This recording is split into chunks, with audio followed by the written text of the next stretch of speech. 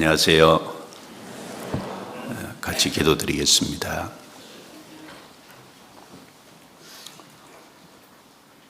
거룩하시고 은혜로우시고 자비로우신 우리 아버지 하나님, 허물과 죄 가운데 살아가던 저희들을 구원해 주시고 하나님의 거룩한 자녀로 삼아주시며 저희 각 사람을 몸된 교회 안에 거하게 하시고 그 안에서 하나님을 섬기며 말씀을 배워 순종의 삶을 살아가도록 축복해 주신 은혜를 진심으로 감사합니다. 오늘 주님의 피로 구원받은 성도들이 한자리에 모여서 주의 말씀으로 거룩한 교제를 나눌 수 있도록 허락해 주심을 감사합니다. 이 시간을 통해서 하나님의 선하시고 기뻐하시고 온전하신 뜻이 무엇인지 배워가게 하시고 우리 삶의 순종의 길을 걸어갈 수 있도록 말씀으로 힘과 용기를 주시기를 기도합니다. 우리 가운데 병약한 분들 건강케 도와주시고 여러 가지 환난과 역경과 시련 가운데 계신 분들 주님이 일일이 아시오매 어느 경우든지 힘을 주셔서 실족하는 사람이 없이 주님을 더욱 앙망하고 앞으로 천성을 향해서 진보할 수 있도록 더욱 도와주시기를 간절히 기도합니다. 이 시간 수양관에 복음이 전해지고 있습니다. 이번 수양에 참석한 이뤄진 모든 영혼들 불쌍히 여겨주시고 한 영혼도 이뤄지지 않고 다 구원의 은혜를 입을 수 있도록 도와주옵소서. 말씀을 전하는 또 상담하시는 목사님들 일일이 함께해 주셔서 때에 맞는 말씀을 주시고 지혜를 주셔서 담대히 복음의 말씀을 선포하고 증거할 수 있도록 도와주옵소서. 또 수고하는 봉사자들의 손길 위에 함께해 주셔서 자원하는 심령으로 또 기쁜 마음으로 복음에 협력하는 마음으로 참여함으로 연합해서 선을 이룰 수 있도록 도와주옵소서. 은혜로운 수양회, 안전한 수양회가 되게 해주셔서 마칠 때 찬송과 영광을 하나님께 돌리며 떠날 수 있도록 도와주옵소서. 전국의 주의 이름으로 모이는 모든 곳에 함께해 주옵소서. 해외 어려운 가운데서도 선교사로 나가 있는 가정들에 도와주시고 또 형제 자매들과 함께 하셔서 하나님을 더욱 의지하고 복음을 힘있게 전하게 해주시고 그 가운데 함께 하셔서 어려운 일을 풀어나갈 수 있도록 도와주옵소서. 이 시간 모든 시종을 주께 의탁합니다. 저희 영혼을 구원해 주신 예수님 이름으로 기도드리옵니다. 아멘. 찬양대 찬양 감사합니다. 성경 이사야 22장을 찾겠습니다. 22장 15절입니다. 이사야 22장 15절입니다.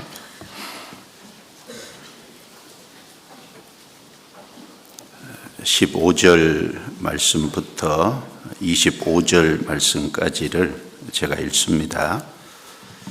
주 만군의 여호와께서 가라사대 너는 가서 그 국고를 막고 궁을 차지한 샘나를 보고 이르기를 내가 여기 무슨 관계가 있느냐 여기 누가 있기에 여기서 너를 위하여 묘시를 받느냐 높은 곳에 자기를 위하여 묘시를 받고 반석에 자기를 위하여 처소를 쪼아내었도다.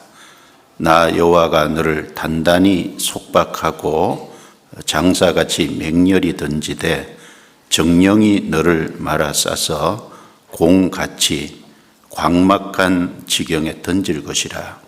주인의 집에 수치를 끼치는 너여, 내가 그 곳에서 죽겠고 내 영광의 수레도 거기 있으리라.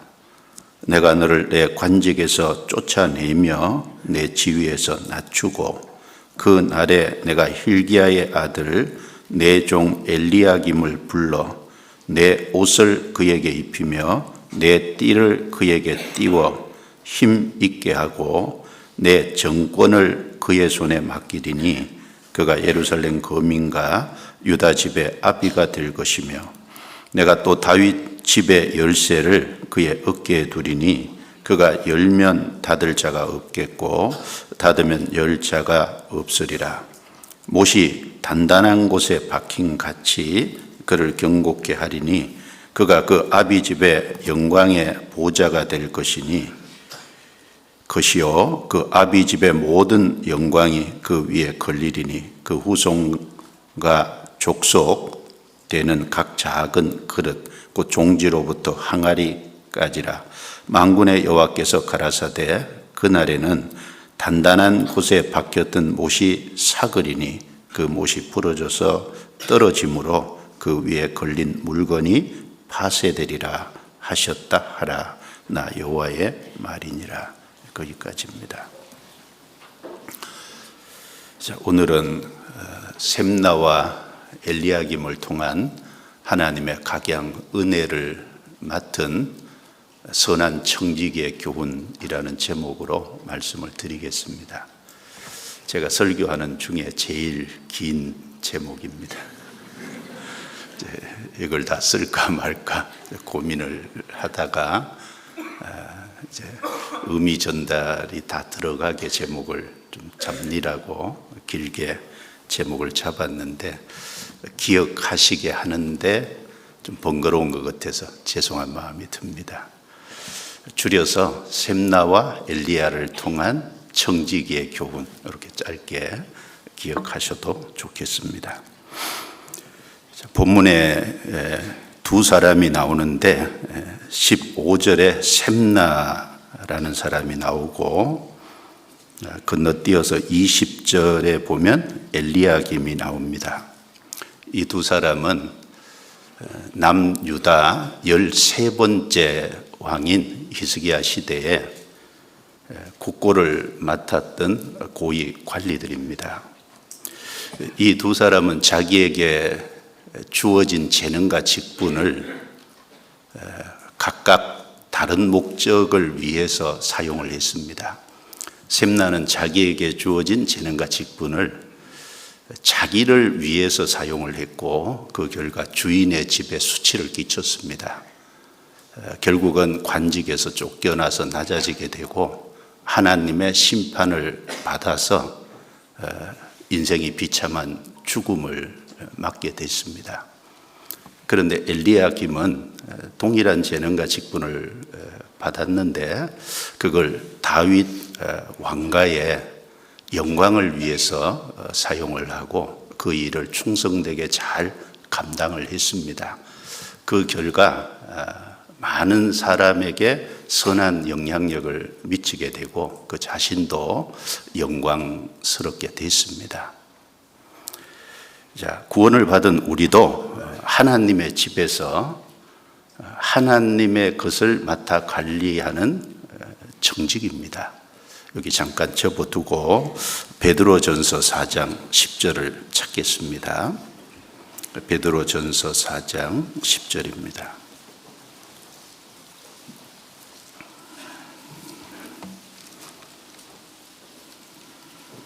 베드로전서 4장 10절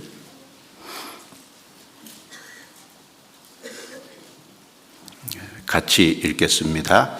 각각 은사를 받은 대로 하나님의 각양 은혜를 맡은 선한 청지기 같이 서로 봉사하라. 각각 은사를 받은 대로, 하늘에 있는 태양에서부터 빛이 땅으로 비칩니다.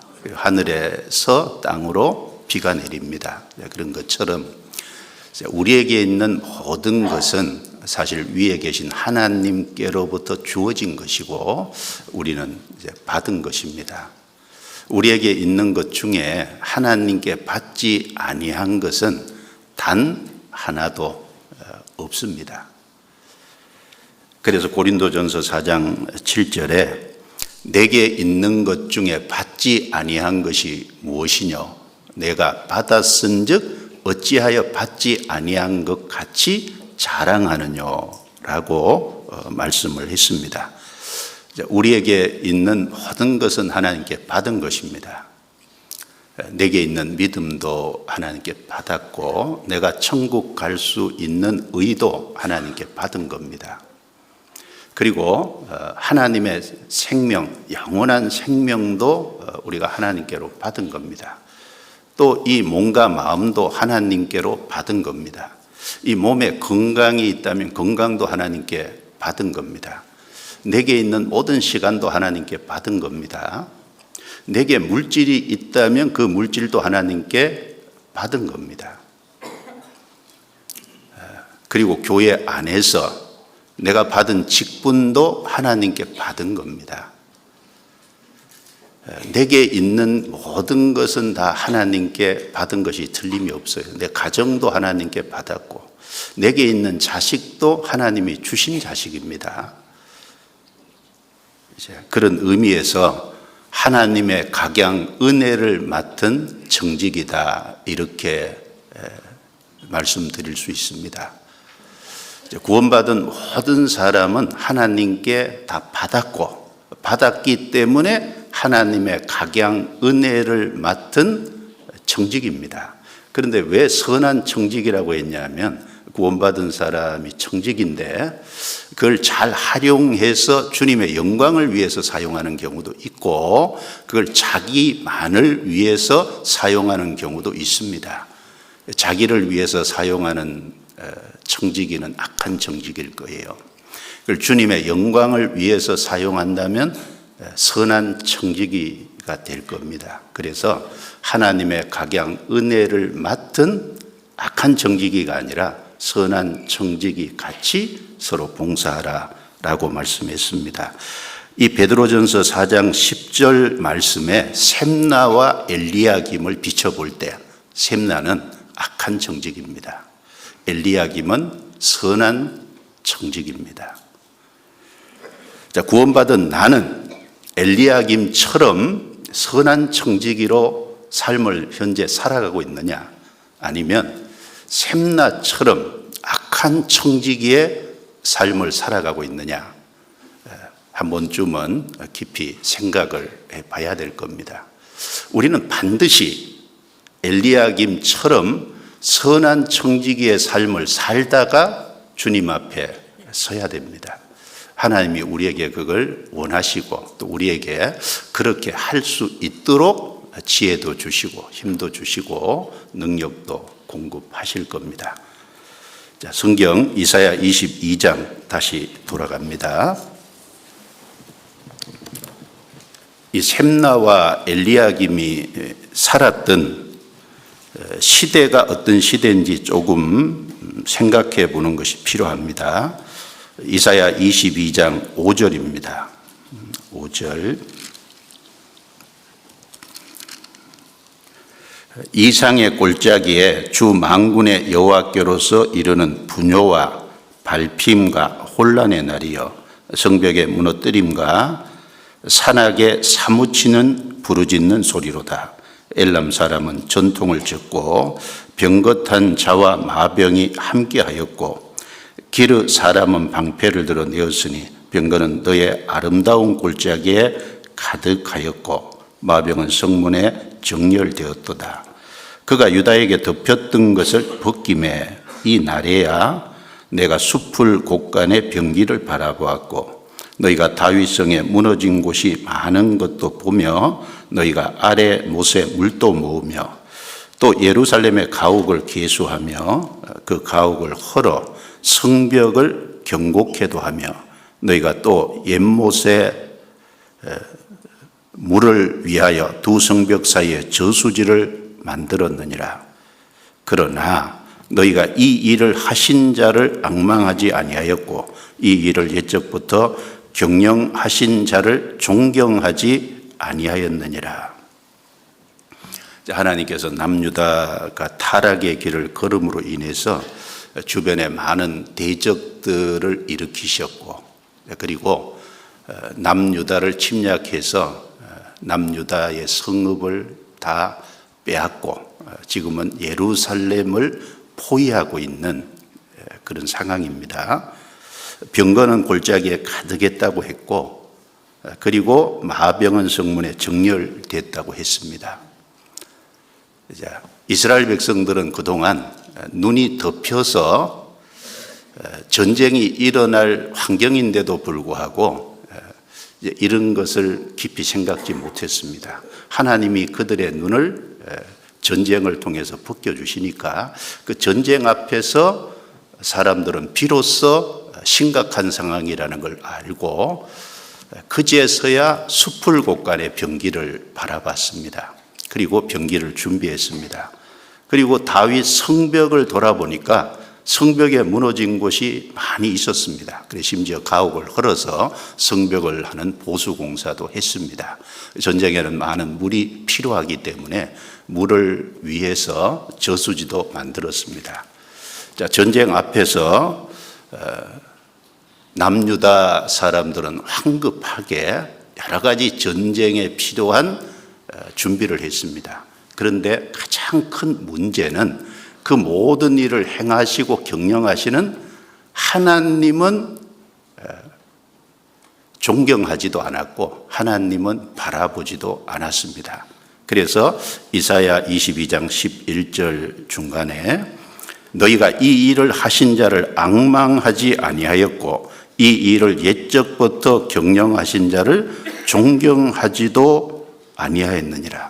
전쟁에 관한 많은 준비는 하면서도 정작 의지해야 될 하나님은 의지하지 않았습니다. 그리고 심지어 그 전쟁의 위기, 멸망의 위기 앞에서도 이스라엘 백성들은 흥청망청했습니다. 12절 그 날에 주 만군의 여호와께서 명하사 통곡하며 애호하며 머리털을 뜯으며 굵은 배를 띠라 하셨거늘 너희가 기뻐하며 즐거워하여 소를 잡고 양을 죽여 고기를 먹고 포도주를 마시면서 내일 죽으리니 먹고 마시자 하도다. 14절은 같이 읽습니다. 만군의 여호와께서 친히 내 귀에 들려 가라사대 진실로 이 제약은 너희 죽기까지 속하지 못하리라 하셨느니라. 주 만군의 여호와의 말씀이니라. 국가의 운명이 풍전등화와 같이 어려운 상황이 있습니다. 그래서 하나님께서 이스라엘 백성들에게 명해서 회개하라고 요청을 했습니다. 그런데 이스라엘 백성들은 회개해야 될 시기에 정작 하나님께 자기 삶을 돌아보지도 않고 소를 잡고 양을 잡아 고기를 먹고 그 포도주를 마시면서 오히려 즐거워했습니다. 내일 죽을 터이니 먹고 마시자. 어차피 사람은 한 번 죽는다. 그리고 전쟁 앞에 지금 유다 모든 지역이 다 정복을 당했고 예루살렘이 에워싸임을 당하고 있는데 이스라엘은 이걸 방비할 능력이 없으니까 어차피 죽을 거니까 죽기 전에 먹고 마시고 즐거워하자. 하나님은 그들에게 말씀하시기를 이 죄악은 너희 죽기까지 속하지 못하리라. 무슨 말씀입니까? 죄는 해결하고 죽어야 지옥에 안 갑니다. 죽기까지 속하지 못한다는 건 죽음 건너편에 영원한 형벌이 있다는 것을 경고하신 겁니다. 국가는 큰 위기 앞에 있습니다. 그리고 그 위기 앞에서조차 이스라엘 백성들은 정신을 못 차리고 오히려 죽을 것이니까 먹고 마시고 즐거워하자 하는 그런 태도로 삶을 일관하고 있었습니다. 그 시대에 바로 그 국가의 위기 상황에 국가의 중책을 맡았던 두 사람이 셈나와 엘리야김이라는 거예요. 자, 이 셈나와 엘리야김, 국가의 위기 시대의 중책을 맡았습니다. 여기 접어두시고 이사야 36장을 보겠습니다. 36장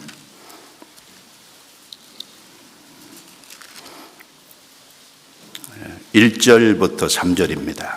1절부터 3절. 히스기야 왕 14년에 아수르 왕 산헤립이 올라와서 유다 모든 견고한 성을 쳐서 치하니라. 아수르 왕이 라기스에서부터 랍사게를 예루살렘으로 보내되 대군을 거느리고 히스기야 왕에게로 가게 하며 그가 세탁업자의 터에 대로 윗모 수도구 곁에 서매. 3절은 같이 읽습니다. 힐기야의 아들 국내 대신 엘리야김과 서기관 셈나와 아사비 아들 사간 요아가 그에게 나아가니라. 이 엘리야김하고 셈나라는 두 사람은 그 사네립이 랍사게를 통해서 18만 5천의 대군을 이끌고 예루살렘을 포위하고 침략했을 때 히스기야 왕이 협상 사절단으로 보낸 세 사람 중에 두 사람입니다. 엘리야김과 셈나 그리고 요아, 그 세 사람을 사절단으로 보냈는데 그 중에 두 사람이 포함되어 있습니다. 그리고 37장 1절 2절입니다. 37장. 히스기야 왕이 듣고 그 옷을 찢고 굵은 배를 입고 여호와의 전으로 갔고 국내 대신 엘리야김과 서기관 셈나와 제사장 중 어른들도 굵은 배를 입으니라. 왕이 그들을 아모스의 아들 선지자 이사야에게로 보내매. 아수르 대군을 이끌고 온 랍사게가 이스라엘을 모독하고 하나님을 크게 모독을 했습니다. 그 앞에 36장 18절부터 20절 내용에 보면 열국의 신들 중에 그 땅을 아수르 왕의 손에서 건진 신이 누가 있느냐? 열국의 신들 중에 그 땅을 지킨 신이 누가 있다고? 여호와께서도 너희 예루살렘을 지켜주지 못하실 거다. 하나님을 무시하고 모독을 한 겁니다. 히스기야는 그 하나님의 이름이 무시되고 모독되는 그 비참한 상황에서 자기 옷을 찢었습니다. 그리고 굵은 베옷을 입었어요. 그리고 여기 국내 대신 엘리야김과 셈나 그리고 장로들에게도 굵은 베옷을 입도록 했습니다. 그리고 하나님의 도움을 구하기 위해서 국내 대신 엘리야김과 셈나와 장로들을 이사야 선지자에게 보낸 겁니다. 그 이사야 선지자에게 보낸 사람들 중에도 셈나와 엘리야김이 포함이 되어 있습니다. 국가의 위기 시대에 고위 관리로서 중책을 맡았던 두 사람입니다. 자, 우리도 비슷하죠. 우리는 장망성, 장차 망할 성에 살고 있습니다. 하나님께서 다니엘서 9장에 보면 한 일해 동안을 언약을 굳게 정할 것이다 라고 말씀했습니다. 지금 중동에 이스라엘과 아랍 간에 많은 갈등과 혼란이 있는 것이 사실이지만 어느 날 이스라엘과 아랍 간에 7년, 한 일에 7년 평화조약의 조인식을 하게 될 겁니다. 그때부터 시작해서 7년 환란이 시작이 되고 이 7년 환란은 과거에도 없었고 후에도 없는 이 땅에서 있는 가장 무시무시한 환란의 어려운 시기입니다. 바로 그 환란이 시작되기 전 7년 평화조약의 조인식을 하기 직전에 예수님이 재림하실 거고 우리는 주님이 오시면 영광 중에 부활해서 신령한 나라로 들림을 받을 겁니다. 이제 엘리야김 그리고 셈나가 국가의 위기 시기에 중책을 맡았던 것처럼 우리는 이 환난 직전에 하나님의 집에서 하나님의 것을 맡아 관리하는 청직이에요. 사실은 우리도 똑같은 입장에 있는 겁니다. 여기 셈나와 엘리야김을 통해서 좀 교훈받을 것이 있습니다. 이사야 22장 다시 넘어갑니다. 이사야 22장.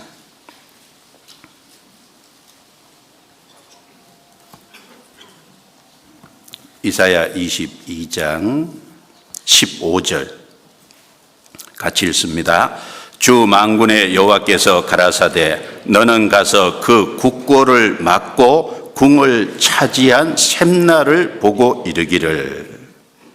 여기 셈나에 대해서 국고를 맡았다고 했고 궁을 차지한 셈나라고 했습니다. 국고를 맡았다는 것은 국가의 모든 재산을 관리하는 사람, 즉 재무 대신이라는 말입니다. 그리고 궁을 맡았다는 이제 말은 국내 대신 왕궁의 모든 것을 맡은 사람입니다. 그러니까 재무 대신과 국내 대신의 역할을 감당하는 최고 권력자인 거예요. 요즘 말로 하면 국무총리와 같은 입장입니다. 국무총리와 대통령 비서실장을 겸한 사람이라고 할 수 있겠죠. 자, 셈나가 이 위치까지 올라갔습니다. 자, 이 위치까지 올라갔다는 것은 어쩌다 보니 우연히 그런 것은 결코 아닐 겁니다. 그가 이 위치까지 올라갔다는 것은 그에게는 다른 사람과 비교되는 다른 사람이 갖지 못한 탁월한 재능이 있었다는 것을 알 수 있습니다. 우연히 된 것이 결코 아닐 겁니다. 그리고 아수르가 대군을 이끌고 쳐들어왔을 때 히스기야 왕이 국가의 위기 시에 사절단으로 보낸 사람 중에 셈나가 있다는 것은 그에게 그만한 능력이 있고 재능이 있다는 것을 우리에게 생각해 줍니다. 그는 뛰어난 재능이 있었기 때문에 재무 대신 국내 대신이라는 위치와 귀한 직분을 얻은 겁니다. 1953년에요. 예루살렘 고고학적 발굴을 할 때 지금부터 한 70년 전이죠.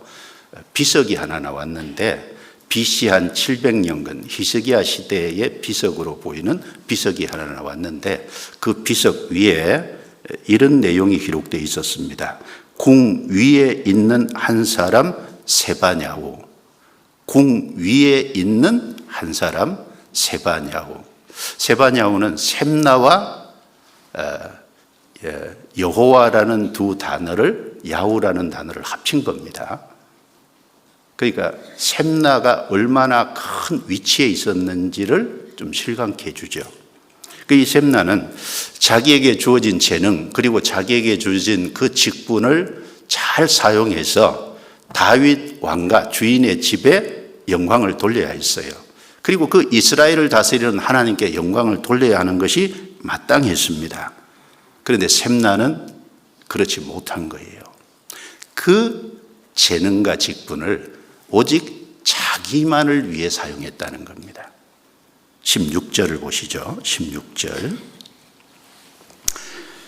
같이 읽습니다. 내가 여기 무슨 관계가 있느냐? 여기 누가 있기에 여기서 너를 위하여 묘실을 팠느냐?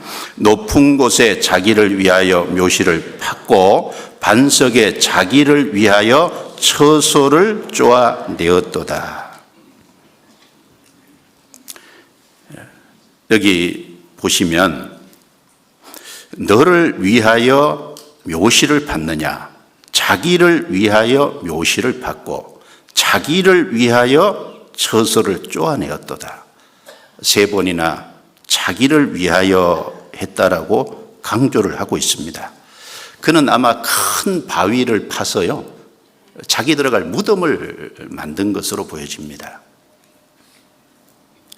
내가 여기 무슨 관계가 있느냐? 여기 누가 있기에 여기서 너를 위하여 묘실을 팠느냐? 여기에 강조하고 있죠. 자, 이 말씀을 봐서는 바로 여기라는 장소가 왕들이 묻히는 왕의 묘실로 보입니다. 왕의 묘실로 왕들이 묻히는 그곳에 자기의 권력을 사용해서 자기의 무덤을 거기다가 준비한 겁니다. 그는 왕족이 아님에도 불구하고 왕들의 들어갈 묘실에 자기 무덤을 준비하는 교만과 허세를 부렸던 겁니다. 이를 통해서 셈나의 잘못된 행동이 무엇인지를 두 가지 생각해 볼 수 있습니다. 하나는 셈나는 자기 위치와 분수를 넘어섰어요. 두 번째는 국가의 중책을 맡은 관리로서 자기가 마땅히 해야 할 일과 그리고 책임이 무엇인지를 망각한 사람입니다.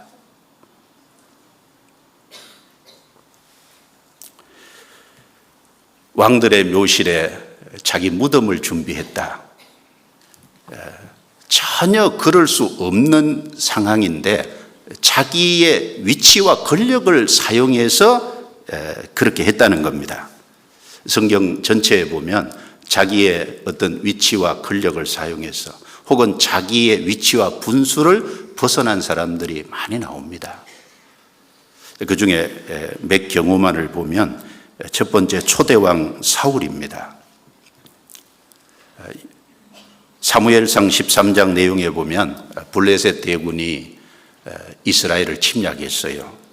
병거 3만, 마병 6천, 군사는 해변에 모래같이 너무너무 많았습니다. 하나님은 사무엘을 통해서 사울에게 이스라엘에 어떤 어려운 일이 생기면 7일을 기다리고 사무엘이 올 때까지 어떤 개인적인 행동을 하지 말고 기다리라고 명령을 해놓은 상태입니다. 그런데 많은 대군이 쳐들어왔기 때문에 군인들이 바다의 모래만큼 헤아릴 수 없이 많으니까 이스라엘 백성들은 그 모습을 보고 두려움에 떨고 그리고 백성은 흩어지기 시작했어요.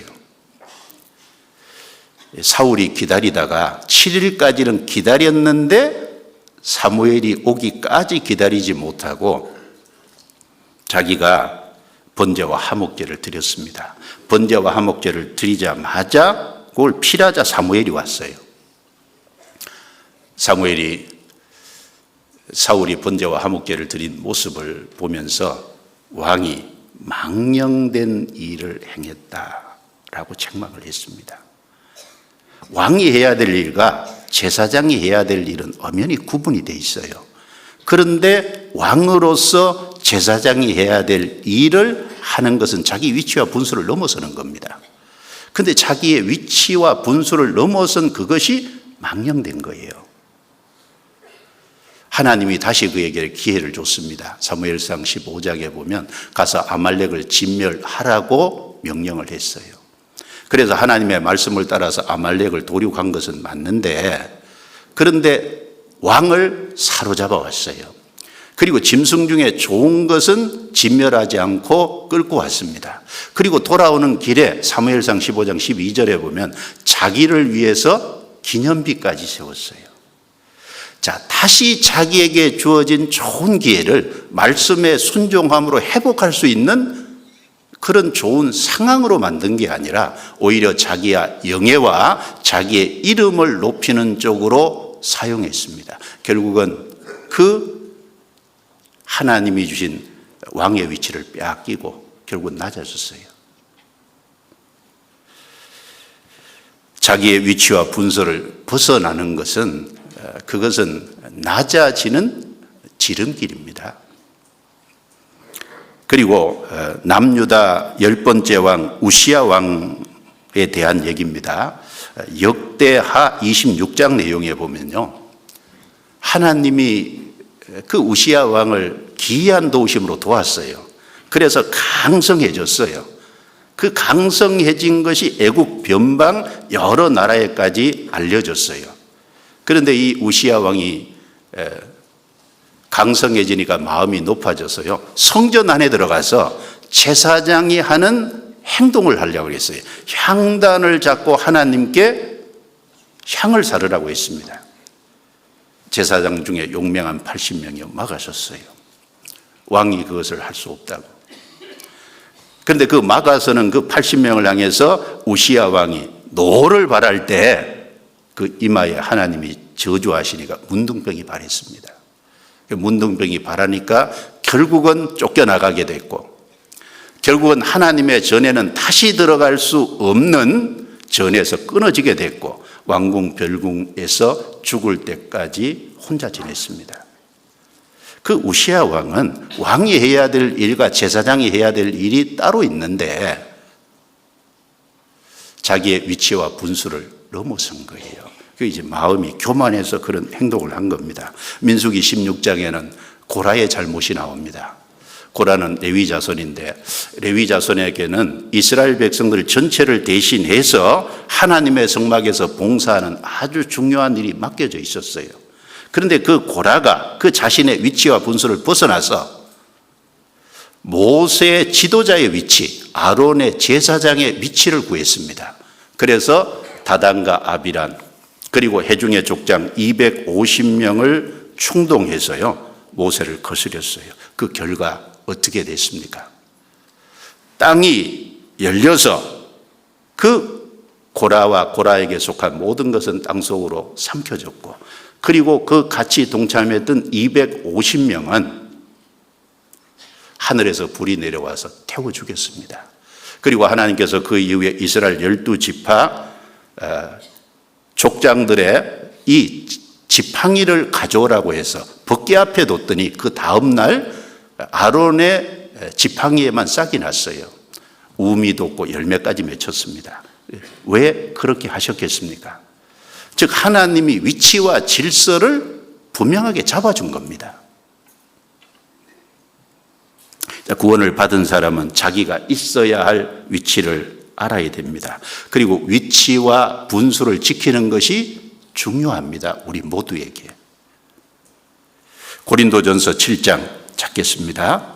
7장 24절입니다.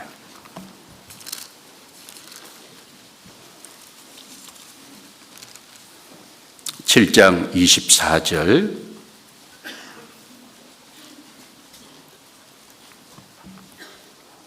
(7장 24절) 같이 읽습니다.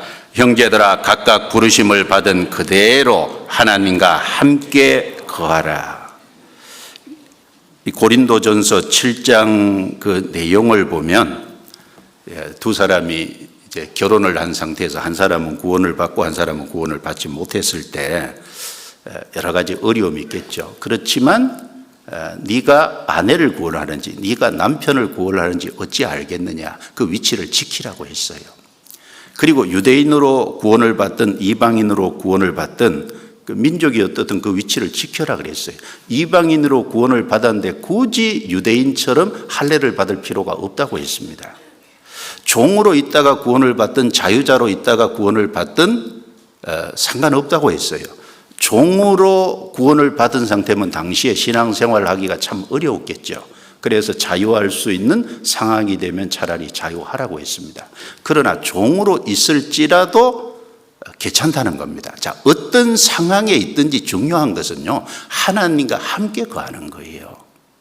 하나님과 함께 거하고 있다면 그것이 합당한 겁니다. 내가 학생으로 있든 가정의 주부로 있든 아니면 한 가정의 남편으로 부름을 받았든, 그리고 직장에 있을 때 어떤 직장에 있을 때 구원을 받고 부름을 받았든 하나님의 뜻이 있을 때까지 그 위치를 지키는 것이 중요할 거예요. 그 위치를 지키면서 하나님과 함께 거하는 것이 중요할 겁니다. 우리가 생각할 것은 구원을 받았으면 교회에 거해야 됩니다. 요한복음 15장에 보면 가지가 포도나무에 붙어 있어야 된다고 분명히 말씀하셨어요. 구원받은 사람의 위치는 교회 안에 가지로서 포도나무 줄기에 붙어 있는 겁니다. 몸의 지체로서 몸된 교회 안에 붙어 있는 겁니다. 거기에 머리 대신 주님의 다스림을 받는 거예요. 그게 내가 있어야 될 위치입니다. 그래서 요한복음 15장 3절에 너희는 내가 일러준 말로 이미 깨끗하였으니 내 안에 거하라. 나도 너희 안에 거하리라. 가지가 포도나무에 붙어 있지 아니하면 절로 과실을 맺을 수 없음같이 너희도 내 안에 있지 아니하면 그러하리라. 자, 가지가 포도나무에 붙어 있어야 된다 그랬어요.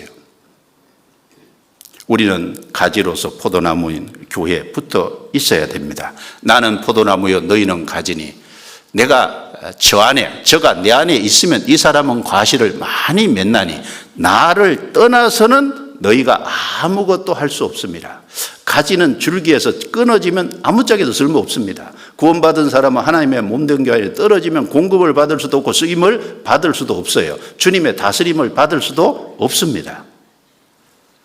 나를 떠나서는 아무것도 할 수 없다 그랬어요. 그 교회 안에 첫 번째는 내가 있어야 될 그 위치예요.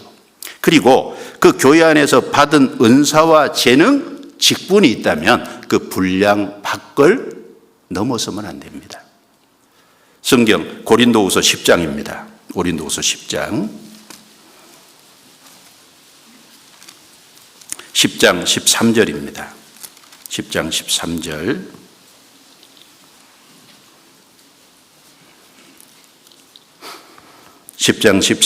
같이 읽습니다. 우리는 분량 밖에 자랑을 하지 않고 오직 하나님이 우리에게 분량으로 나눠 주신 그 분량의 한계를 따라 하노니 곧 너희에게까지 이른 것이라. 여기 바울 사도가 고린도 교회에 편지를 보내면서 우리는 분량 밖에 자랑을 하지 않는다. 오직 하나님이 우리에게 분량으로 나눠 주신 그 분량이 있는데 그 분량의 한계 안에서 자랑한다 그랬어요. 우리는 교회 안에서 받은 은사와 재능과 직분이 각각 있습니다. 자기의 위치라는 게 있어요. 그 은사와 재능과 직분의 분량 안에서 행하는 것이 합당합니다. 그걸 넘어서면 합당치 않을 거예요. 바울이 그렇게 했다면 우리는 말할 것도 없죠. 그리고 오늘 교동문으로 읽은 로마서 12장 3절 말씀에도 내게 주신 은혜로 말미암아 너희 중 각 사람에게 말하노니 마땅히 생각할 그 이상의 생각을 품지 말고 오직 하나님께서 각 사람에게 나눠 주신 대로 믿음의 분량대로 지혜롭게 생각하라. 자, 마땅히 생각할 그 이상을 넘어가는 건 분수 이상을 넘어가는 거예요. 그게 교만이죠. 위치와 은사와 재능을 넘어서는 겁니다. 자, 하나님이 교회 안에 은사와 직분을 볼 때 가장 중요하게 보는 요소가 뭘까요? 믿음의 분량대로. 믿음의 분량대로 그 믿음의 분량을 따라서 은사도 주시고 직분도 주세요. 그런데 그 이상을 생각하는 것은 교만입니다. 그러면 어떤 분은 나는 아무것도 안 하면 되지. 안 하면 불순종이 되는 거예요. 자기에게 주어진 위치와 은사와 직분이 다 있어요. 거기가 어딘지를 깊이 생각하고 그 안에서 행하는 겁니다. 그걸 넘어서면 교만이고 분량 밖이 되고 그리고 그것을 안 하면 말씀에 불순종하는 것이 되는 겁니다. 그래서 샘날을 통해서 받을 교훈은 자기의 위치와 분수를 벗어난 행동을 하면 안 된다는 거예요. 그리고 두 번째는 이 중요한 국가의 위기 상황에서 중요한 국고를 맡고 그리고 중요한 일을 맡았으면 당연히 자기가 해야 할 일이 무엇인지를 알고 그 책임과 의무를 다해야 되는 거예요. 그런데 자기가 해야 될 일과 책임과 의무를 망각했잖아요. 우리도 얼마든지 그럴 수 있다라고 생각을 합니다. 그의 임무는 먼저 국가의 안녕을 바라는 걸 거예요. 그 국가의 안녕을 위해서 자기의 맡은 직분을 사용해야 될 겁니다. 그리고 동시에 이스라엘 백성들의 신앙을 세우는 일을 해야죠. 그 중책을 맡은 사람이잖아요. 그런데 그의 우선순위는 자기 무덤 준비하는 거였어요. 이는 자기의 이름을 높이고 자기의 욕심과 영달을 구하는 추한 모습입니다. 그는 나라의 위기 앞에서 자기 권력을 활용해서 자기 욕심과 영달을 추구하는 세속적인 사람에 불과했습니다. 그는 추한 사람이고 세속적인 사람이에요.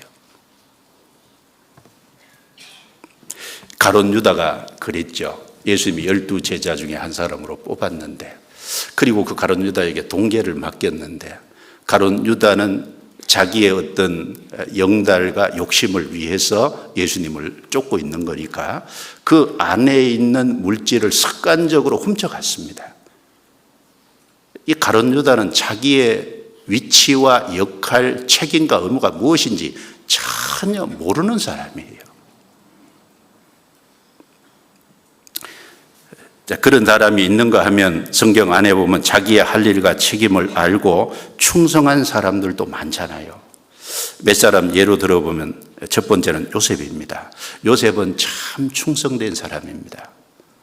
자, 아버지의 집에 형들과 함께 거할 때 창세기 37장 2절에 보면요, 어린 나이지만 팔려갈 때가 17살이었잖아요. 어린 나이에 불과하지만 형들과 함께 양을 치는 일을 같이 했어요. 그리고 애굽에 팔려가서 종살이를 할 때 그 비록 애굽이고 이방 나라고, 그리고 그 보디발의 집이지만 거기에 충성을 했어요. 그러니까 보디발이 가정 총무로 높여서 그 가정의 모든 것을 요셉에게 맡겼습니다. 자, 억울한 누명을 쓰고 감옥에 들어갔어요. 그런데 그 감옥의 사무를 맡은 전옥이 감옥의 모든 제수를 요셉에게 맡겼어요. 그리고 재반 사무를 요셉에게 다 맡기고, 그리고 돌아보지 않을, 자기가 체크를 안 해도 될 정도의 믿음직한 행동을 했다는 겁니다. 그리고 나중에 총리가 됐어요. 총리가 됐을 때 그 풍년 7년 기간 동안에 이스라엘 모든 땅의 수확물을 잘 관리해서 곳곳에 창고를 세우고 7년 6년을 대비했습니다. 그래서 7년 6년 기간에 그 곡물이 없을 때 그 곡물을 나눠줘서 그 가난을, 어려움을 무사히 넘길 수 있었습니다. 그 요셉을 한번 보세요. 나이가 어리든지 나이가 중년이 됐든지 아니면 나이가 많아서든지 나이와 상관없이 요셉은 한결같이 충성된 사람입니다. 그리고 환경의 변화가 수없이 왔잖아요. 근데 그 환경의 변화가 수없이 와서 항상 충성스러운 사람이었어요. 나이가 젊든 많든, 그리고 환경의 변화가 있든 없든 자기가 있는 그곳이 하나님이 거기 놔뒀다는 것을 믿고 그 장소에서, 그 자리에서 충성을 한 겁니다. 어떤 분은 나이가 어릴 때는 잘해요. 젊을 때는. 나이가 들면 충성하지 않습니다. 뭔가 바뀐 거예요. 어떤 분은 직분이 있을 때는 충성합니다. 그리고 직분이 없으면 충성 안 해요. 뭔가 바뀐 거예요. 교회 안에서는 직분을 맡지 않더라도 하나님의 집에서 내가 있다는 것은 적어도 하나님의 각양 은혜를 맡은 청지기가 틀림없습니다. 뭔가 해야 될 일이 있는 건 틀림없을 거예요. 자기 분량만큼 해야 될 일이 있습니다. 다니엘은 어떻습니까? 다니엘은 어린 나이에 자기 신앙을 지키기로 뜻을 정하고 구별됐어요. 그래서 바벨론 제국 당시에 왕의 옆에서 왕이 국사를 행하는데 지혜를 구할 때 다니엘은 그 역할을 충실히 감당했습니다. 정권이, 국가가 바벨론이 망하고 페르시아가 이제 바벨론을 정복하고 페르시아 시대가 됐어요. 페르시아 시대에도 다니엘은 여전히 충성하고 있죠. 페르시아 왕이요, 총리 셋을 둬서 전국을 갈 계획했어요. 근데 다니엘은 마음이 민첩해서 다른 총리들과 방백들 위에 뛰어났다 그랬어요. 그래서 국사에 대해서는 아무 틈, 아무 허물을 찾을 수가 없을 정도로 충성됐다 그랬습니다. 다니엘은 어리든지 나이가 많든지, 그리고 다니엘은 바벨론 제국이든지 페르시아 제국이든지 상관없이 하나님이 자기를 두신 곳이 하나님이 섭리가 있다고 믿고 다니엘은 충성했습니다. 그게 바른 충성이죠. 사무엘은 어떻습니까? 사무엘은 이스라엘 사사 시대 마지막 사사입니다. 그리고 사무엘은 제사장 가문에서 태어났기 때문에 제사장이에요. 사무엘은 사사라는 위치와 제사장 위치를 같이 겸임을 했어요. 그래서 사무엘상 7장에 보면 사사와 제사장의 위치를 겸임하면서 여러 도시를 순회하면서 말씀을 가르치고 각 성읍들을 다스렸습니다. 그런데 이스라엘 백성들이 왕을 달라고 해서 초대왕 사울이 세워졌어요. 그러면 다스리는 일은 이제 사무엘이 손 놔야 되는 거예요. 자기가 할 역할이 아닙니다. 그래서 사사라는, 왕이 세워졌으니까 사사라는 위치에서는 물러났어요.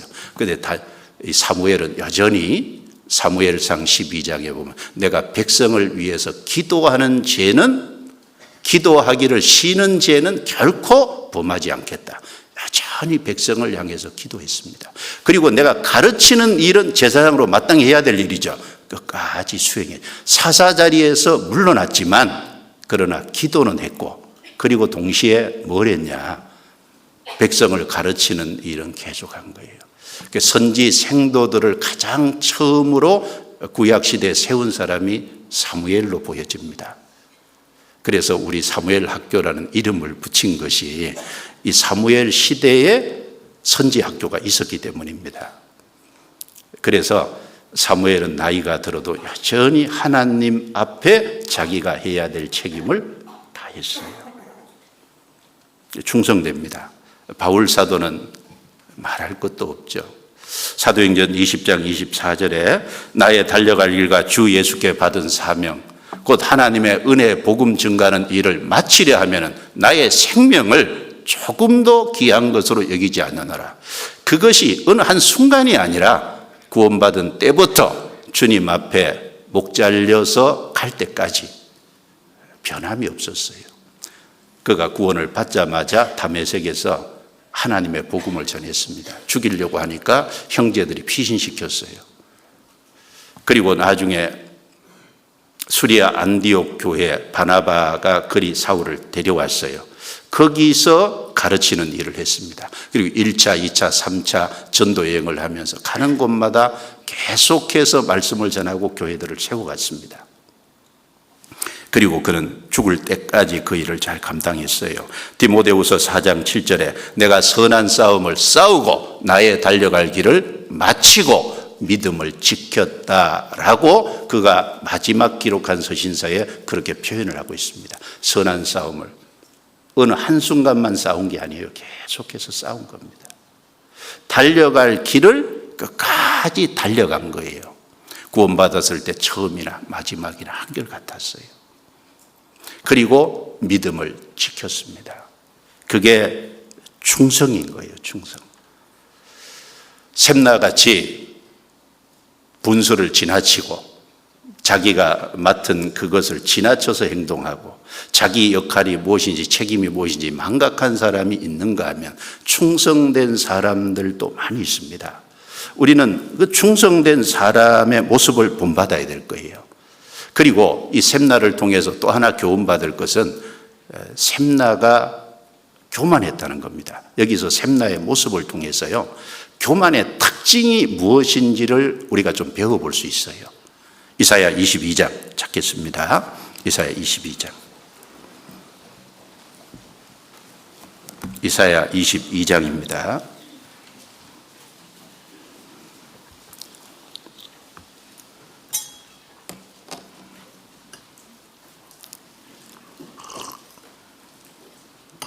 (16절)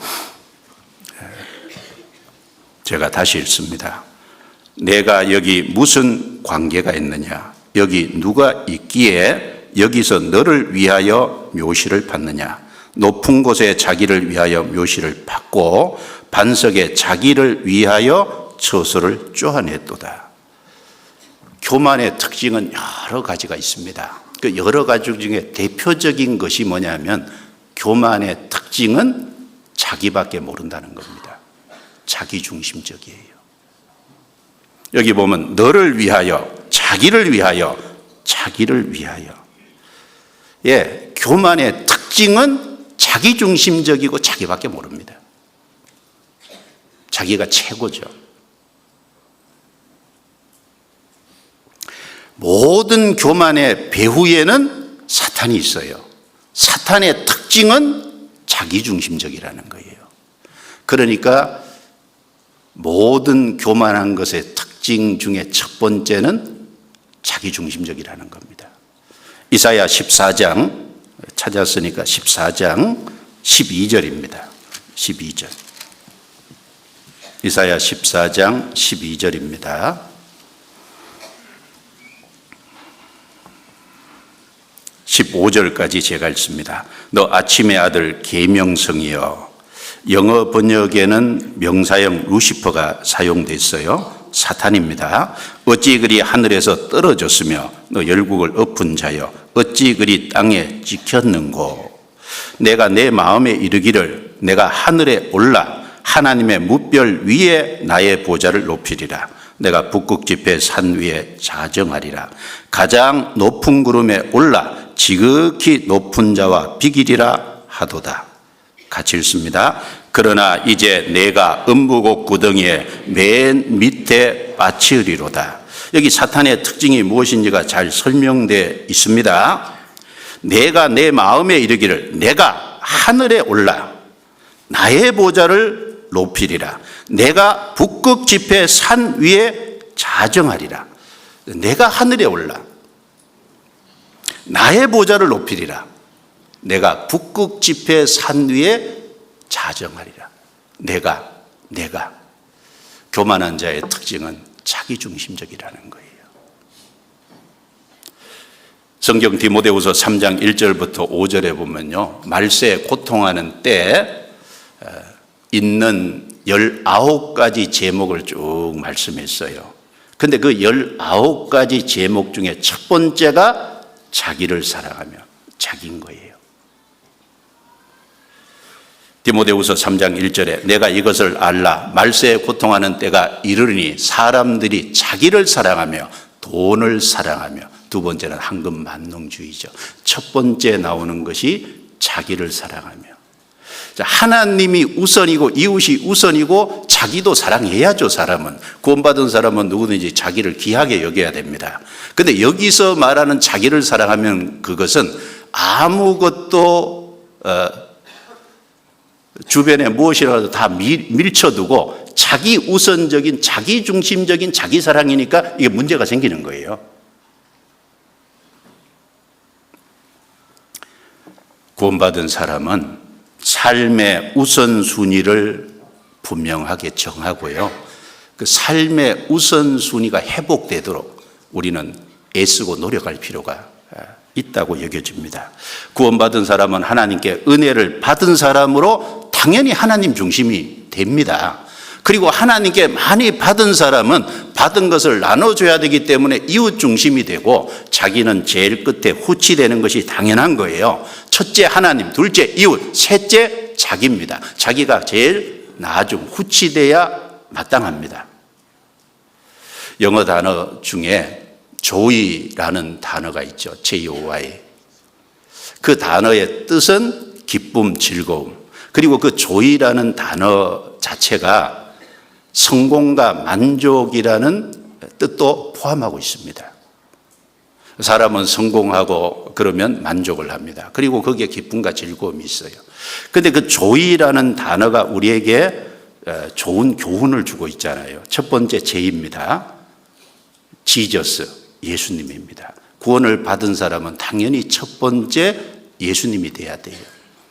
그 다음에 중간에 O입니다. 아더스, 다른 이웃들이 돼야 돼요. 그 다음에 마지막 Y, 유, 당신입니다. 자, 첫 번째 하나님, 두 번째 이웃, 세 번째 자기가 됩니다. 그럴 때 거기에 기쁨과 즐거움과 성공과 만족이 있다는 거예요. 여러분, 내가 하는 세상 일이 잘 된다고 그게 성공과 만족입니까? 그게 아니라 정말 우리의 기쁨과 만족, 우리의 영적인 성공과 만족은 그 순위가 제대로 잘 세워져야 돼요. 첫째는 하나님, 둘째는 이웃, 셋째는 자기가 될 때 그게 마음에 평강이 있는 거예요. 마음에 하나님이 주시는 기쁨과 즐거움이 있는 겁니다. 거기에 성공과 만족이 있는 거예요. 우리는 그 순서를 바르게 세워야 돼요. 그리고 그 순서가 바르게 세워지도록 내가 노력해야 될 부분이 있다는 거예요. 여러분, 무엇을 성공과 만족으로 추구하십니까? 어느 것에서 기쁨과 만족이 온다고 생각하십니까? 조이, 순서가 바르게 세워지는 겁니다. 첫째 예수님, 둘째 이웃, 셋째 자기인 거예요. 그 사사기 9장에 보면요, 요담의 나무 비유가 나옵니다. 요담의 나무 비유. 요담은 기드온의 아들입니다. 기드온은 미디안 대군이 13만 5천이 쳐들어왔을 때요, 300명의 사람을 데리고 나서 큰 승리를 거둔 이스라엘의 사사예요. 자, 그는 이스라엘에게 큰 승리를 안겨줬고 이스라엘의 사사로서 구원자의 역할을 잘 감당했어요. 그래서 백성들이 그 기드온에게 찾아왔습니다. 당신은 우리의 왕이 되소서. 기드온이 그걸 거절했어요. 아니라고. 하나님이 너희를 다스리리라고. 하나님이 다스리는 것으로 족하지 내가 왜 왕이 되냐고. 기드온은 결단을 하고 자기가 왕이 되지 않았습니다. 그 기드온이 잘못한 것은 여러 첩을 두고 많은 아들을 뒀다는 건 잘못한 거예요. 70명의 아들을 뒀어요. 그런데 그 70명의 아들 중에 세겜 여자를 통해 낳은 아비멜렉이라는 사람이 있습니다. 그 사람이 자기가 왕이 되려고 세겜 사람들을 동원해서 이 기드온의 아들, 자기 형제들이죠. 배다른 형제들 나머지를 다 죽인 겁니다. 큰 사륙이 일어난 거예요. 그 중에 요담이라는 사람이 겨우 도망해서 그리심산에서 하나님의 비유를 전한 거예요. 그 중에 보면 하루는 나무들이 감람나무에게 찾아갔어요. 너는 우리의 왕이 되라. 그러니까 감람나무가 대답하기를 나의 기름은 하나님과 사람을 영화롭게 하는데 내가 어찌 이 기름을 버리고 나무들 위에 왕이 되겠냐. 거절했습니다. 그리고 포도나무에 가서 너는 우리의 왕이 되라 라고 하니까 하나님과 사람을 기쁘게 하는 나의 세수를 어찌 버리고 내가 나무들 위에 왕이 되겠냐. 거절했어요. 자, 거기 감람나무나 포도나무의 모습은 순서를 잘 말해주고 있죠. 말은 하나님과 사람을 영화롭게 하고 하나님과 사람을 기쁘게 하는 순서가요. 하나님, 그 다음에 사람이에요. 그리고 자기는 맨 끝에 후치가 되어 있는 겁니다. 그런데 아비멜렉이 나머지 기드온의 아들을 다 죽였잖아요. 그 아비멜렉은 나무로 말하면 못된 나무, 가시나무입니다. 근데 하루는 나무들이 가시나무에게 갔어요. 너는 우리의 왕이 되라. 그러니까 이 가시나무가 말하기를 와서 내 그늘에 피하라. 자기 중심이잖아요. 내 그늘에 피하라. 그리하지 않으면 불이 가시나무에서 나와서 레바논의 백향목을 사르리라. 주제 파악을 못하는 겁니다. 가시나무가 레바논의 백향목을 사른대요. 그래서 왕이 되려고 이스라엘을 다스리려고 한번 했어요. 그래서 이 세겜 사람들을 동원해서 이스라엘 땅을 쫙 정복해 들어가잖아요. 정복해 들어가는데 마지막 성만 딱 탈환을 하면 실제로 왕이 되는 겁니다. 그런데 그 마지막 성을 탈환하는 그 성을 공략하는 중에요, 어떤 한 여인이 맷돌 윗짝을 집어 던졌는데 아비멜렉의 정수리에 맞아서 죽었잖아요. 여러분, 자기를 중심하는 사람은 결국 하나님의 심판을 받는다는 걸, 진정한 성공과 만족을 바랐지만 성공과 만족이 없다는 것을, 진정한 기쁨과 즐거움이 없다는 걸 가르쳐 주는 거예요.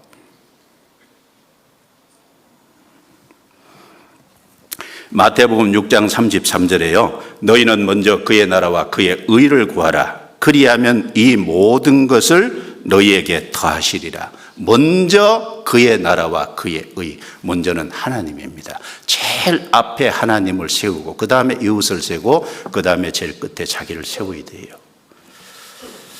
역사 속에 땅을 정복 했던 그 제국을 형성한 사람 중에 알렉산더가 있잖아요.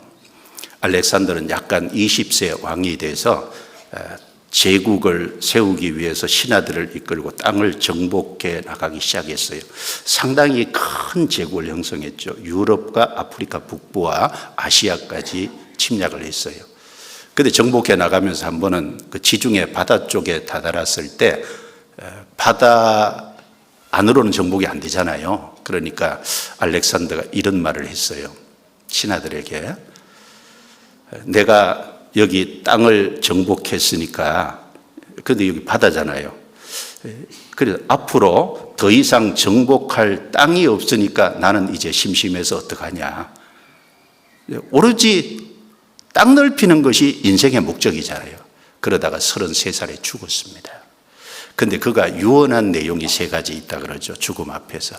첫 번째, 자기의 시신을 운구할 때 그 운구하는 사람들은 최고의 의사가 운구해야 된다라는 게 첫 번째 유언이에요. 두 번째 유언은 자기의 모든 재산을 자기의 관이 가는 앞길에다 다 깔으라는 거예요. 그리고 세 번째는 자기의 시신이 운구되어 나갈 때 자기의 양손을 펼쳐서, 관 밖으로 펼쳐서 모든 사람으로 보게 하라는 거예요. 왜 그렇게 했냐? 최고의 의사도 자기 죽음을 막을 수 없었다는 겁니다. 전 재산을 땅에 왜 깔았냐? 전 재산도 내가 얻은 것도 결국은 다 이 세상에 남는다는 거예요. 그리고 그 넓은 땅을 가졌지만 죽을 때는 빈손으로 간다는 걸 보여주고 싶었던 겁니다. 여러분, 세상의 것을 추구하는 것은 결국은 다 빈손으로 가는 겁니다. 그래서 어떤 철학자가 이 알렉산더가 죽은 후에요, 알렉산더를 향해서 유명한 말을 남겼어요. 어제는 온 세상도 그에게 부족했지만 오늘은 2평 땅으로도 충분하네. 어제는 그가 흙을 밟고 다녔지만 오늘부터는 흙이 그를 덮고 있네. 그렇죠. 온 세상으로도 부족할 것 같지만, 그런데 죽음은 땅 2평으로도 충분합니다. 땅을 밟고 다녔지만 죽음은 땅이 그를 덮어요. 아무것도 아니라는 겁니다. 어디다 우리 인생을 추구해야 될까요? 우선순위를 명확해야 됩니다. 그 잘못된 삶의 태도, 자기의 분수를 지나치고 자기의 책임과 의무를 망각한 샘날을 하나님이 어떻게 하셨어요? 이사야 22장을 찾습니다. 이사야 22장. 이사야 22장 17절 18절입니다. 같이 읽겠습니다.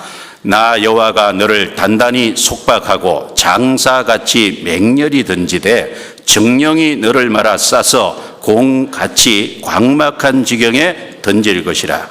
주인의 집에 수치를 끼치는 너여, 내가 그곳에서 죽겠고 내 영광의 수레도 거기 있으리라. 자, 이 말씀은 하나님께서 샘날을 심판하실 것에 대한 말씀이죠. 그는 열왕의 묘실에 들어가기를 원했어요. 그런데 정작 죽음은요, 수치스러운 죽음, 비참한 죽음, 정반대의 죽음을 갖게 된 거지 않습니까? 여기 하나님께서 단단히 속박을 하고 딱 묶는다는 거죠. 그리고 장사같이 어떤 장군처럼 이 샘날을 딱 속박해서 맹렬히 집어던져 버리겠다는 거예요.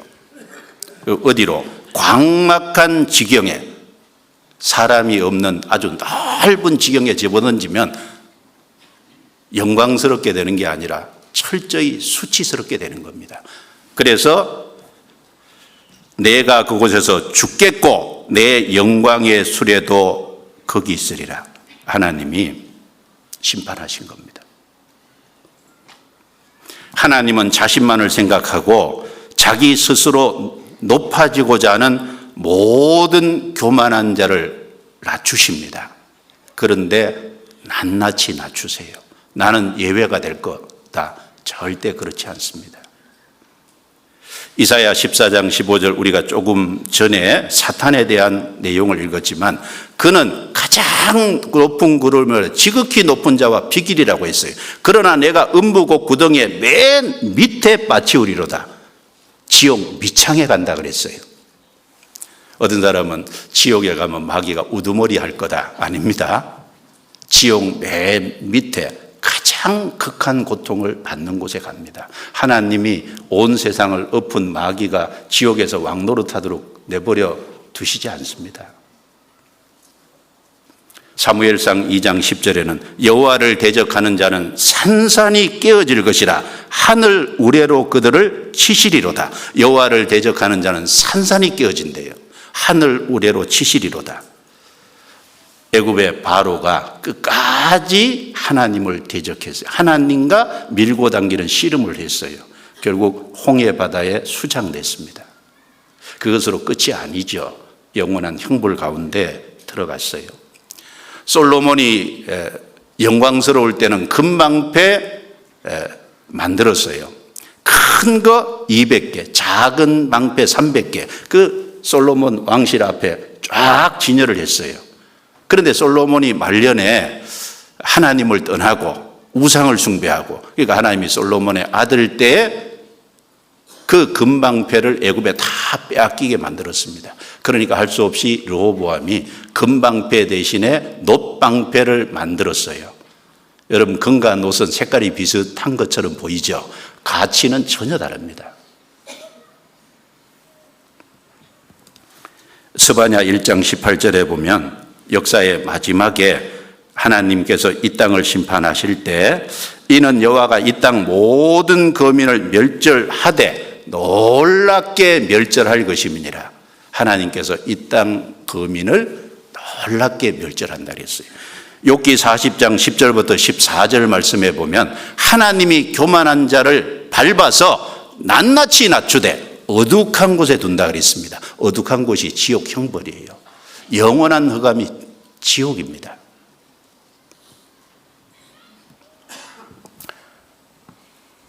교만한 셈나, 위치와 직분을 벗어난 셈나, 자기 역할이 무엇인지를 망각한 셈나, 하나님은 그 셈나를 심판하셨어요. 그리고 그 직분을 빼앗았고 낮추셨습니다. 19절입니다. 19절 보세요. 같이 읽겠습니다. 내가 너를 내 관직에서 쫓아내며 내 지위에서 낮추고,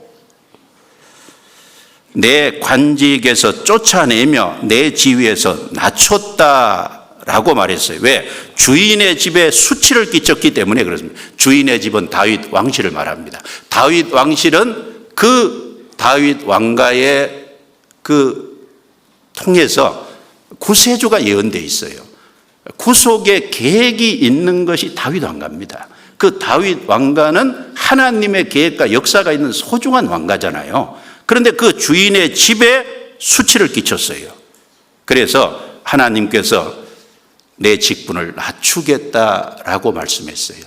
조금 전에 우리가 이사야 36장 37장을 봤지만 아수르가 쳐들어왔을 당시에 이미 국내 대신의 자리를 엘리야김이 차지하고 있어요. 하나님이 국내 대신의 자리를 빼앗아서 엘리야김에게 준 겁니다. 그리고 서기관으로 낮췄어요.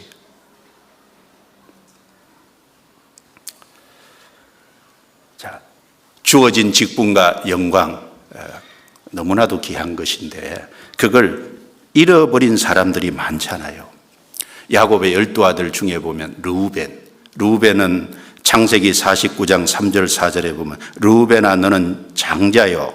그리고 르우벤에 대해서 나의 능력이요 나의 기력의 시작이라. 그렇죠. 야곱의 기력의 시작이에요. 그리고 그 르우벤은 위강이 초득하고 권능이 탁월했다 그랬어요. 르우벤은 참 재능이 있고 능력이 있었습니다. 그런데 르우벤이 큰 잘못을 했죠. 물의 끓음 같았은즉 너는 탁월치 못하리니 내가 아비의 침상에 올라 더럽혔음이니라. 바로 야곱의 첩 실바와 음행죄를 지은 겁니다. 그 탁월한 재능을 갖고 하나님의 안에 사용됐으면 얼마나 좋을 거예요. 그런데 음행을 함으로 말미암아 그 장자의 명분이 요셉에게 넘어갔잖아요. 그 직분을 빼앗겼습니다. 그리고 에서와 야곱, 에서는 자기가 장자로 낳는데 야곱에게 빼앗겼습니다. 왜? 자기가 가지고 있는 장자의 직분이 얼마나 영광스러운 것인지를 몰랐어요. 그런 육신적인 사람이었습니다. 그래서 히브리서 12장 16절 말씀에 음행하는 자와 혹 한 그릇 식물을 위하여 장자의 명분을 판 에서와 같이 망령된 자가 있을까 두려워하라. 망령되다고 했어요. 그가 그 기회를 찾으려고 눈물을 흘리며 호소했지만 다시는 기회를 얻지 못했습니다. 즉 하나님의 은혜에 결국은 들어가지 못했다는 거예요. 에서는 결국은 장자로서 태어나서 장자의 명분을 얻을 수 있었지만 결국은 그걸 소홀히 함으로 망령된 자가 됐고 직분을 빼앗긴 동시에 영원한 멸망으로 들어갔습니다. 얼마나 비참합니까? 가룟 유다는 어떻습니까? 예수님을 팔고 자살을 했잖아요. 그런데 그 줄이 끊어져서 사도행전 1장에 보면 몸이 땅에 떨어져서 굴러서 배의 창자가 바깥으로 돌출됐잖아요. 비참한 죽음을 맞았습니다. 자, 직분을 잃어버리지 않고 계속해서 쓰임받기 위해서는 어떻게 될까요? 성경 고린도전서 9장을 찾겠습니다. 고린도전서 9장. 고린도전서 9장입니다.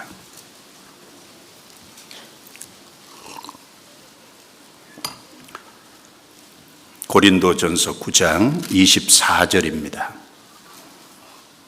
27절까지 제가 읽습니다.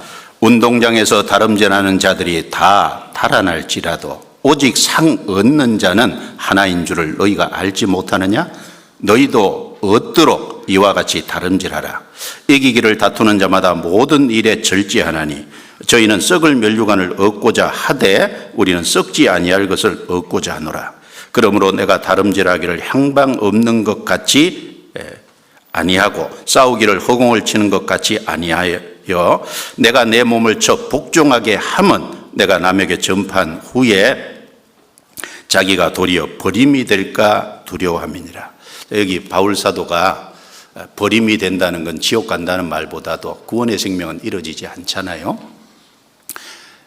자기가 쓰임받는 데서 제외될까 봐 두려워했다는 겁니다. 그러면 계속해서 쓰임을 받기 위해서 어떻게 해야 될까? 여기 답이 있어요. 운동장에서 다름자들이 다 달아날지라도 상 얻는 자는 하나다. 옛날에 달리기를 할 때 요즘은 금운동 3개를 주지만 과거에는 1명만 줬던 것입니다. 그런데 우리 하나님의 교회에서 하나님의 직분을 맡은 사람은 달릴 때 모든 사람에게 상을 다 줘요. 예외가 없습니다. 구원을 받은 많은 사람 중에 1명만 주는 게 아니고 모든 사람에게 줍니다. 그런데 그 상을 얻기 위해서 계속해서 쓰임받기 위해서는 여기 몇 가지 생각해야 될 것이 있어요. 모든 일에 절제하나니 절제하고 훈련해야 됩니다. 열심히 운동을 하는 사람, 그래서 좋은 결과를 나타내기 위하는 사람은요, 절제하고 끝없이 훈련하잖아요. 절제와 훈련이 필요한 거예요.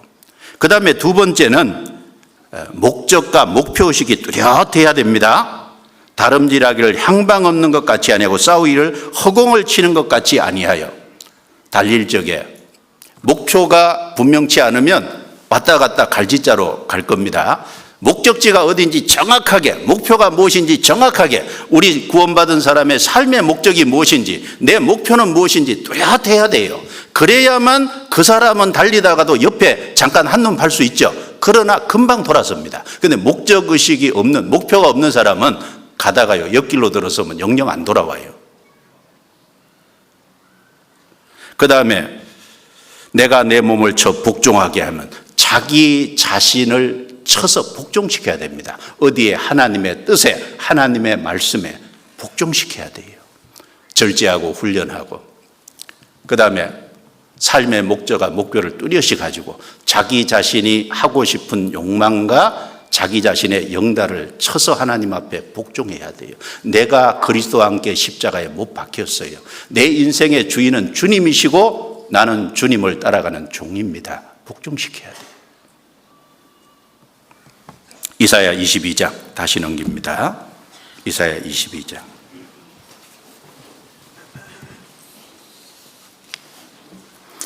이사야 22장 19절부터 21절입니다. 내가 너를 내 간직에서 쫓아내며 내 지위에서 낮추고 그 날에 내가 hil기야의 아들 내 종 엘리야김을 불러 내 옷을 그에게 입히며 내 띠를 그에게 띄워 힘있게 하고 내 정권을 그의 손에 맡기리니 그가 예루살렘 거민과 유다 집의 아비가 될 것이며. 여기 사람을 높이고 낮추는 권세를 가지신 분이 하나님인 것을 알 수 있습니다. 하나님은 셈나에게 뺏어서 엘리야김에게 맡겼어요. 이를 통해서 높이고 낮추는 권세가 누구에게 있다? 하나님께 있다. 각 사람에게 필요한 직분을 맡기시는 분이 하나님이세요. 교회의 머리로 계신 예수님께서 하나님의 뜻과 역사를 이루는 그 일을 위해서 어떤 사람은 높이시고 어떤 사람은 낮추십니다. 교회 안에서 말입니다. 사람이 하는 것 같아도 지나고 나면 하나님의 보이지 않는 손길이 작용했다는 걸 알 수 있습니다. 그래서 에베소서 4장 11절부터 13절에 혹은 복음 전하는 자로 혹은 목사와 교사로 주셨으니, 근데 그 앞에 보면 하나님의 교회에 예수님의 받은 선물의 분량대로 각 사람에게 은혜를 주셨다 그랬어요. 분량대로. 예수님의 분량은 무한합니다. 그 분량대로 각 사람에게 교회 안에서 적절한 은사와 직분을 주시는 분이 하나님이십니다. 높이고 낮추시는 분이 하나님이세요. 우리는 그 하나님의 섭리를 읽어야 되겠습니다. 그리고 하나님께서 어떤 사람을 불러서 일꾼으로 쓰실까요? 이 셈나의 경우를 통해서 두 가지를 생각할 수 있죠. 하나는 자기를 낮추는 겸손한 사람, 하나는 충성된 사람. 하나님은 교회 안에 여러 가지 요소가 있겠지만 낮추는 사람을 하나님이 들어서 일꾼으로 쓰세요. 그리고 충성된 사람을 쓰십니다. 자, 구원을 누가 받냐? 낮추는 그 사람을 하나님이 구원하세요. 마찬가지로 일꾼으로 부르시는 것도 낮추는 자를 불러서 일꾼으로 사용하세요. 그래서 베드로전서 5장 6절에 보면 그러므로 하나님의 능하신 손 아래서 겸손하라. 때가 되면 너희를 높이시리라. 하나님의 능하신 손입니다. 하나님은 교회 안에 계십니다. 하나님의 능력이 작용하고 있어요. 하나님의 섭리가 작용하고 있어요. 겸손하라. 때가 되면 너희를 높이시리라. 겸손한 자를 사용하십니다. 그리고 맡겨진 일에 충성하는 자를 불러 일꾼으로 사용하십니다. 디모데후서 2장 2절에 내가 많은 증인 앞에서 내게 들은 바를 충성된 사람들에게 부탁하라. 충성된 사람입니다. 하나님이 왜 아브라함을 불러내셨냐면 느헤미야 9장에 보면 그가 충성되었기 때문에 하나님이 아브라함을 불러서 복의 근원으로 사용하셨다고 말씀합니다. 자, 22절입니다. 22절 같이 읽습니다. 내가 또 다윗 집의 열쇠를 그의 어깨에 두리니 그가 열면 닫을 사람이 없겠고 닫으면 열 자가 없으리라. 여기 엘리야김에 대한 얘기를 하면서 다윗 집은 구세주가 오시는 통로입니다. 다윗 집의 열쇠를 그의 어깨에 두리니 그에게 정권과 권세를 맡기겠다는 겁니다. 그가 열면 닫을 자가 없겠고, 엘리야김이 열면 아무도 못 닫아요. 닫으면 아무도 못 열어요. 절대적인 권세를 가졌습니다. 하나님이 이렇게 하신 겁니다. 그런데 우리가 하나 생각해야 될 것은 이 엘리야김은 예수님의 그림자인 거예요. 예수님은 하나님께서 엘리야김에게 다윗 왕가의 중요한 국례 대신에 정권을 맡기셨듯이 독생자 예수 그리스도에게 모든 권세를 맡기셨습니다. 그래서 예수님이 부활하신 이후에 마태복음 28장 18절에 예수께서 나와 일러 가라사대 하늘과 땅의 모든 권세를 내게 주셨으니, 엘리야김에게 모든 권세를 준 것처럼 예수님에게 모든 권세를 맡겼습니다. 하늘과 땅의 모든 권세예요. 그래서 이사야 9장에 예수님 얘기를 하면서 그 어깨에는 정사를 메었고, 예수님의 어깨에는 정사를 메었어요. 모든 일과 권세를 예수님이 지신 거예요. 특별히 생명의 권세도 예수님께 있고 사망의 권세도, 심판하는 권세도 예수님께 있습니다. 살리는 권세도 주시고 죽이는 권세도 주신 겁니다. 엘리야김이 다윗 집의 열쇠를 가지고 열면 닫을 사람이 없고 닫으면 열 자가 없었던 것처럼 생명의 열쇠를 가지신 분이 예수님입니다. 그래서 디도서 3장 5절에 보면 오직 그의 긍휼하심을 조차 중생의 시선과 성령의 새롭게 하심으로 하셨다고 했습니다. 자, 사람이 구원받는 것은 오직 그의 긍휼하심을 근거해서 구원을 받습니다. 즉 하나님이 긍휼히 여겨주셔야 구원받고 긍휼히 안 여겨주시면 구원을 못 받습니다. 사도행전 16장에 자주장사 루디아가 바울에게 하나님의 말씀을 들을 때 주께서 루디아의 마음을 열어 바울의 말을 청종하게 하신지라, 마음을 열어주시고 그리고 복음을 깨닫도록 받아들이도록 도우셨어요. 자, 우리 각자가 구원을 받았다는 건 하나님이 내게 긍휼의 열쇠로, 다윗의 정권으로 내게 생명의 열쇠를 열어주셨기 때문에 내가 구원을 받은 거예요. 감사하지요. 자, 그리고 사망과 음부의 열쇠도 주님이 가지셨어요. 그래 계시록 1장 18절에 보면 곧 산자라 내가 전에 죽었었노라 볼지어다 이제 세세토록 살아있어 사망과 음부의 열쇠를 가졌노니, 예수님은 생명의 열쇠만 가진 게 아니라 사망과 음부의 열쇠도 예수님이 가지신 겁니다. 정권을 가졌어요. 자, 그런데 우리가 생각해야 될 것은 예수님이 가지신 그 다윗의 열쇠, 구속의 열쇠를 교회에게 맡겼다는 겁니다. 누구에게요? 교회에게 맡겼다는 거예요. 예수님이 가지신 그 정권, 열면 닫을 사람이 없고 닫으면 열 사람이 없는 그 생명의 권세를 교회에 맡겼어요. 우리 교회에 맡기신 겁니다. 그래서 성경 마태복음 16장에 보면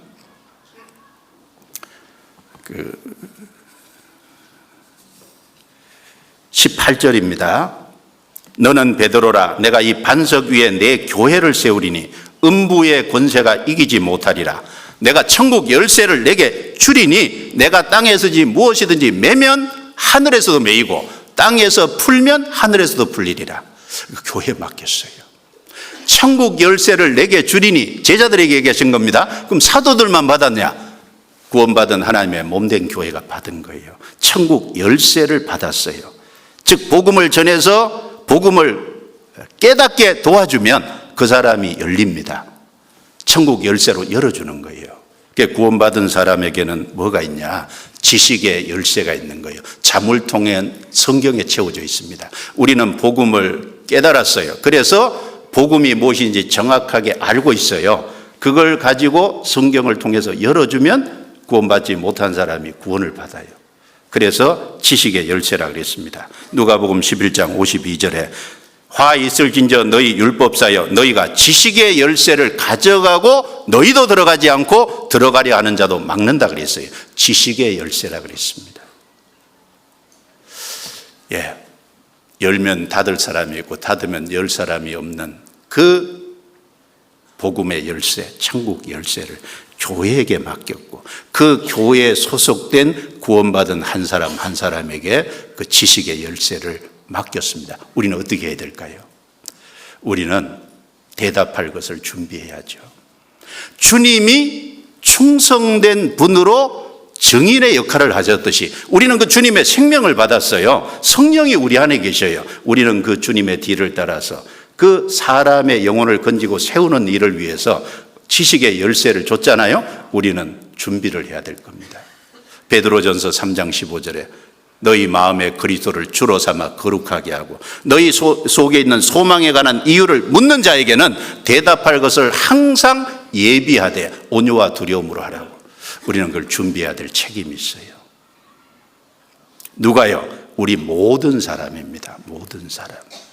교회에 맡겼고 구원받은 성도 우리 각 개인에게 맡긴 거예요. 여러분, 많은 경우 전도인은 훈련됐으니까 전도인에게 부탁을 하죠. 그런데 죽음 앞에서 전도인이 올 수 있는 기회도 안 되고 도무지 옆에 누가 전해줄 줬을 때 구원받은 사람이 나밖에 없을 때 내가 얘기해야지 누구한테 얘기해요. 부탁할 시간이 없잖아요. 준비해야 되거든요. 모든 사람이 필요에 따라서 할 수 있을 거예요.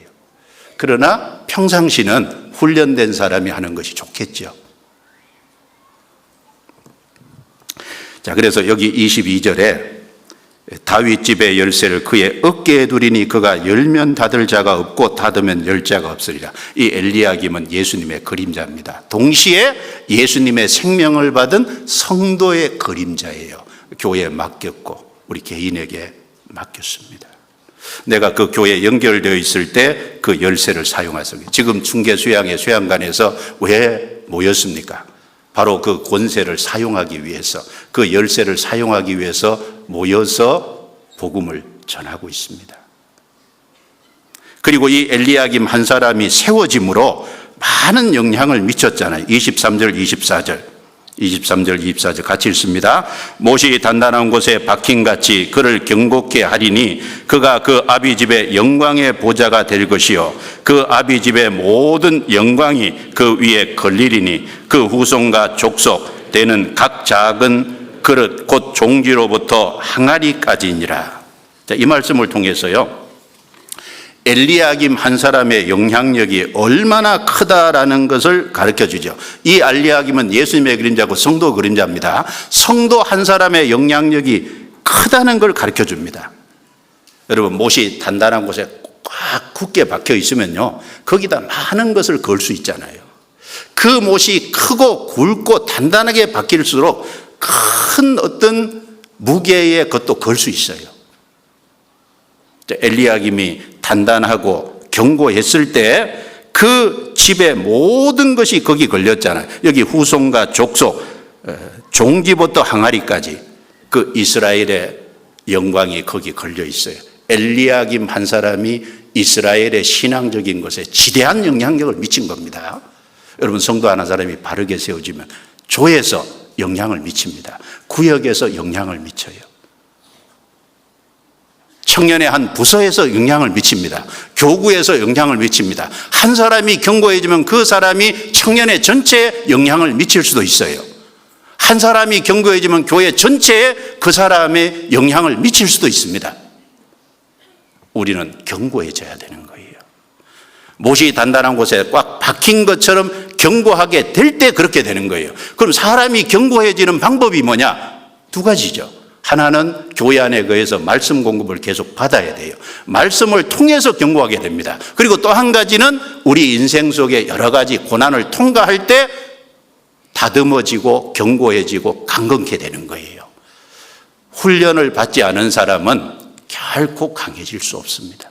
고난과 역경 속에서 강하게 만들어서 하나님이 선한 영향을 미치도록 돕습니다. 아브라함 한 사람이 견고하게 될 때 아브라함은 그의 가족에게 그리고 집에 길린 318명에 길리고 연습한 그들에게 영향을 미치고 이스라엘 전체에 영향을 미치고 그 아브라함의 믿음이 성경에 기록되므로 지금도 역사 속에서 계속해서 아브라함은 영향력을 미치고 있습니다. 한 사람이 얼마나 큰 영향을 미치는 거예요. 내 한 사람이 주님의 선한 청지기로서 바른 역할을 감당해 줄 때 큰 영향력을 미칠 수 있습니다. 내 한 사람이 작은 사람이 아닌 거예요.